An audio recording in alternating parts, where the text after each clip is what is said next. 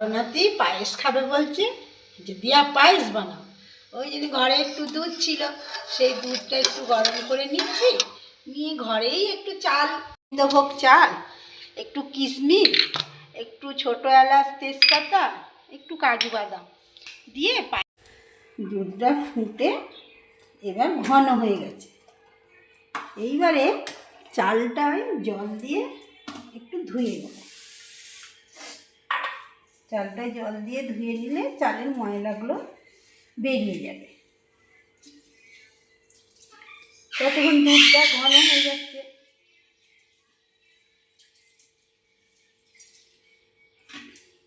দেখুন বন্ধুরা, কেমন সাদা হয়ে গেছে চালের জল।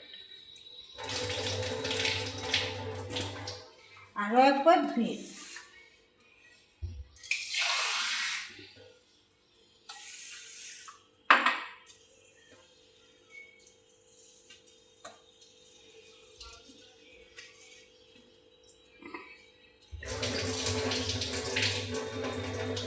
দুবার ধুয়েছি, কিন্তু আর একবার দেবো। দুবার চাল ধুতে নয়, 3বার ধুতে হয়। আরও একবার ধুয়ে নেব।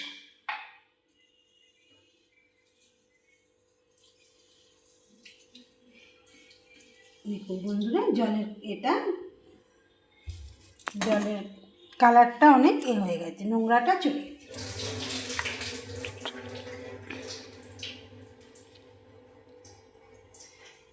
দুধটা ঘন হয়ে গেছে, দেখছেন বন্ধুরা দুধটা কেমন ঘন হয়ে গেছে। এটা 1 কিলো দুধ আছে, দেশি গরুর দুধ। এর চালটা দিয়ে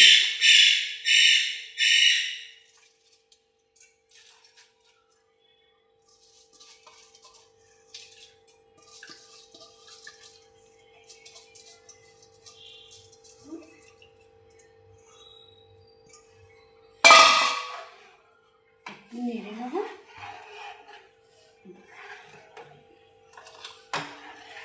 নাড়াচাড়া করে একটু ফুটতে দেব। ঠিক আছে, যে বন্ধুরা দেখুন চালটা অনেকটাই সিদ্ধ হয়ে এসেছে, অর্ধেক। হ্যাঁ, একটু নেড়ে দিলাম, দিয়ে তেজপাতা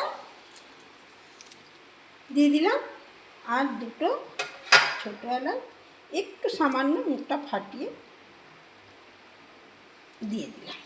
দিয়ে আবার নাড়াচাড়া করে একটু আঁচটা লো করে ফুটবে।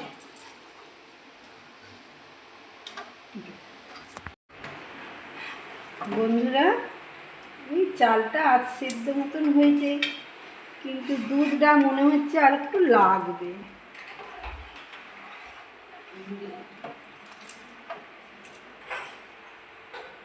আমার ফ্রিজেতে 1 বোতল গরুর দুধই, 1 বোতল আছে, আর একটু দিয়ে দেবো।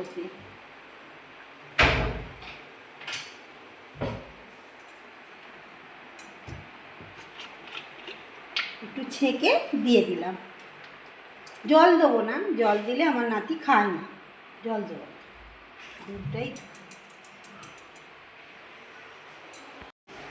একটু নেড়ে দিলাম, আঁচটা একটু জোর দিয়ে একটু ফুটিয়ে নিয়ে আবার এতে করে শুধু গরুর দুধের তো ভালো লাগে। 100-150 মতন মনে হয় চাল আছে, ঘরের তো ছিল, যেটা ছিল সেটাই দিয়ে দিয়েছি। আর ঘরেই দুধ ছিল, 1.5 কিলোর মতন হয়েছে দুধটা।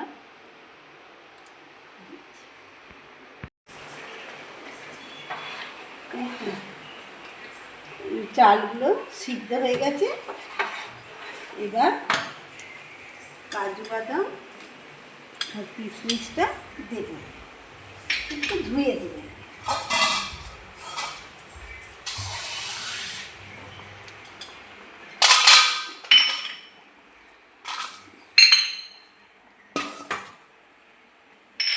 একটু জলে ধুয়ে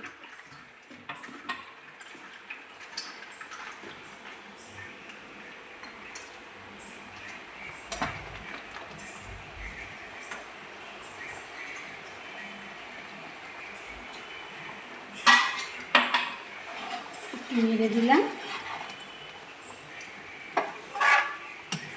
দেখছেন বন্ধুরা কেমন ক্ষীরের মতন হয়ে গেছে, সব পড়ে গেছে।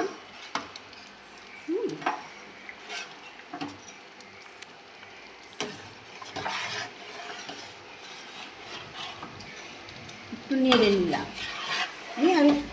আর একটুখানি ফুটিয়ে তারপরে চিনিটা দিয়ে দিই। একটু জেলে দিলাম, কেন এবার তো চিনি ক্যারামেলটা করে আর পায়েসটাই দেবো, তাহলে কালারটা একটু লালচে হবে। কেন এখন তো আর খেজুরের গুড় পাওয়া যায় না, আর একটু লাল ভাব হলে খেজুরের গুড়ের কালার হলে ভালো লাগে খেতে আর কি, দেখতেও। সেই জন্য চিনি ক্যারামেল করে দিচ্ছি। চিনিটা কড়ার মধ্যে দিলাম, দিয়ে সামান্য একটু এই বাটিতে ঢেলে একটুকু সামান্য জল দিয়ে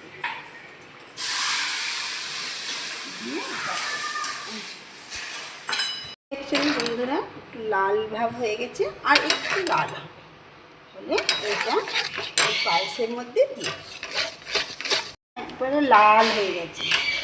এর থেকে বেশি হলে পুড়ে যাবে, তিতর ভাব হয়ে যাবে। ওই জন্য এবার গ্যাসটা বন্ধ করে এবারে পায়েসের মধ্যে একটু একটু করে দেবো, নাহলে একটু দেবো, একটু নাড়।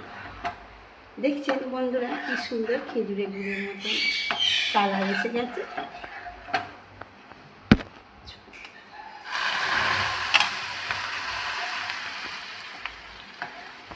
কবার করবে তুমি এটা?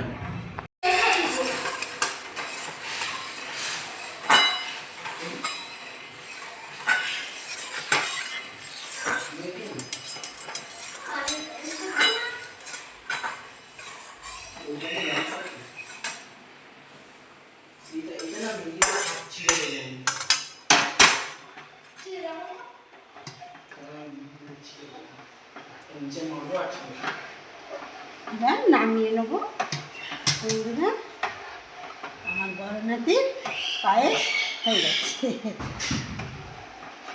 কেমন হয়েছে আপনারা একদিন এইভাবে বানিয়ে খাবেন। আমি অত ভালো করে হয়তো করতে পারি না, কিন্তু সহজভাবে এইভাবে করে বায়না করে ছেলেরা করে দিই। হয়ে গেছে, গ্যাসটা বন্ধ করে দিই।